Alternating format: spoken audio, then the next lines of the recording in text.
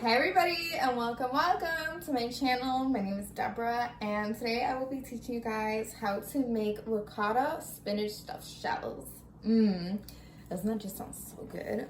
I haven't made this recipe in a few months, guys, so it's going to be banging. I already know because last time I had it was awesome.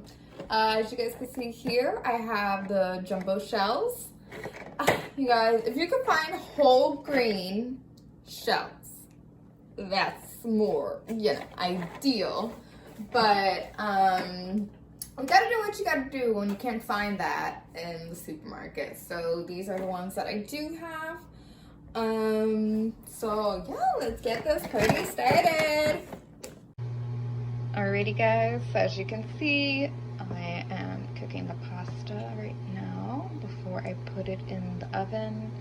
I also set the oven for 375. That's how I preheated it. And we are just going to let this boil for, I'd say give it at least 6 to 10 minutes or so. Especially if you have a good amount in here, just like I do. And we're just gonna leave that alone, stir it a bit. And for this section over here, I am doing the spinach. Second, let me get this out. Cool, so it is brown, just how we want it to be. Awesome sauce. So now we are going to add the spinach.